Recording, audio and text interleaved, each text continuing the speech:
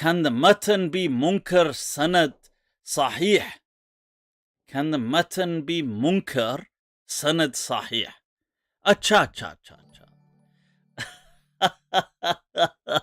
So basically, what he's asking is can a hadith come to us with a valid chain, what scholars call valid, and the text of it be ridiculous? Of course, many countless examples, like but then you'll find problems in the chain as well. But I take it what you mean is that author has validated the chain, like Bukhari. So the fact that the Prophet married a child is an absurd mutton. That's nonsense. And there's many. You can watch my Bukhari Gate. I go through many examples. I'm sure all of those hadith that I go through, according to your standards, presumably are the sanad is okay, because Bukhari is rubber stamping it, apparently or allegedly, or whether it's Bukhari or more likely Frabri. Maybe the students of Frabri, and maybe the people who come after him. God knows who it is. People have no idea. It's just this project that they've all kind of you see, the issue is, let me clarify, this is it's worth saying a few words on. Why were people not as critical of hadith, of documented hadith, during the early few centuries of Islam? And the reason is that in early Islam, there was a competition, if you like, a rivalry to claim orthodoxy. Who are the true orthodox Muslims? So you have to remember, for maybe 200-300 years of Islam, around between the 200 to 300 years, definitely the Salaf, so the Sahaba, the Tabi'een, the Atba'u Tabi'een, people like Imam Malik, Imam Abu Hanifa, during their time, there was no creed. So Imam Malik will never tell you what to believe. I mean, he might mention an odd point, like he might say, oh, we don't believe what they believe, but he doesn't have a list of beliefs. Neither does Abu Hanifa, neither the Salaf didn't have that. So they don't have this dogma.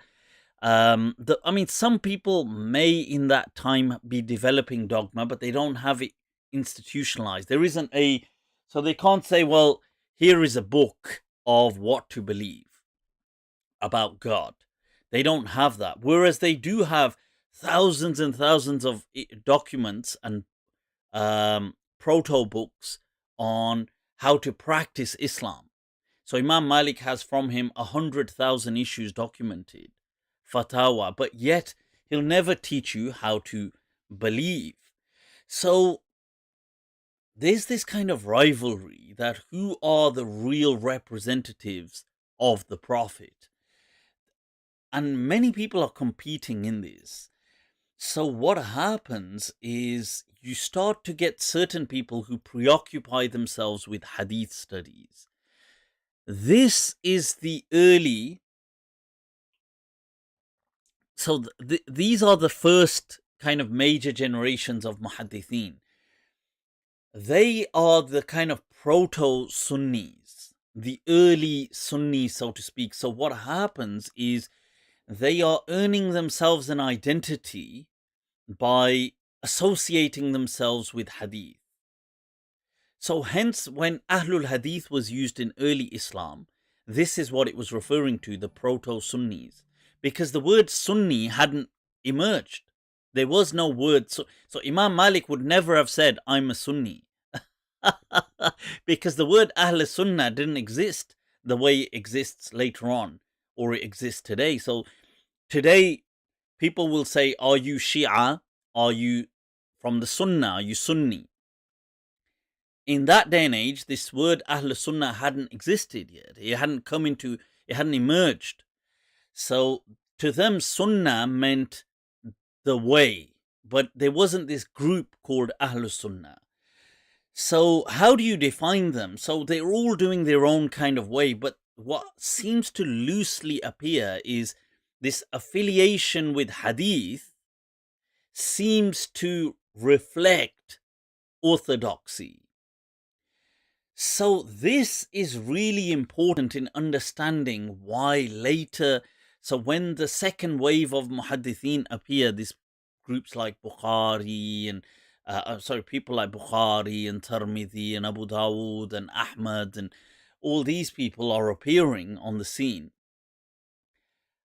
and Bayhaqi and Darqutni and all these this group from the 200 Hijri going into the early 300s. This group of muhaddithin, they are, you see, because their identity is so tied into hadith, the existence of hadith. So for hadith to exist, supports, validates their identity as Orthodox Muslims. So they can't be as critical. Like, they can be critical, but they're not going to be overly critical of too many hadith. Like, they can be critical of the craft. Like, they can say, well, this rawi, I disagree with this rawi narrator, I disagree with that narrator.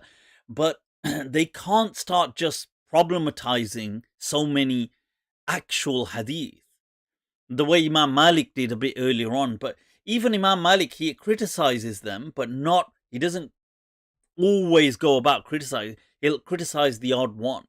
So they can't do it because it jeopardizes their own project. They're too invested. And that is always important to remember when you ask these questions like, why is the chain sahih then? Why didn't they criticize the matan? Because they're too invested. They can't do it. It's like today, let's say you've got Sufis today, the kind of people who follow tasawwuf tariqas. They know that this is actually a bid'ah hasana. It is what they call, a bid'ah hasana. It is an innovation in Islam. It didn't exist in the time of the Prophet. They're not stupid. I mean, maybe the odd one might be so deluded he doesn't know that. But most of their scholars know that this is an innovation in Islam.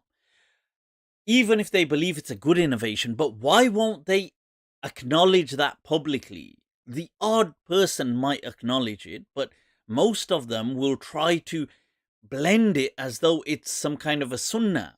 Even though they know that it's not a sunnah, they know that this is an innovation. Or going to shrines or having graves as, like these huge mausoleums, and having these, darbars and dodgy peer sabs and all this stuff. Why don't they overly criticize them, even though they know these things are not from Sunnah? Because they're invested in that same project. You see, now it's difficult being very critical of that when you're a part of that greater scheme, because then inadvertently you're kind of opening the door for people to criticize you. So you must remember that. I hope that makes some sense.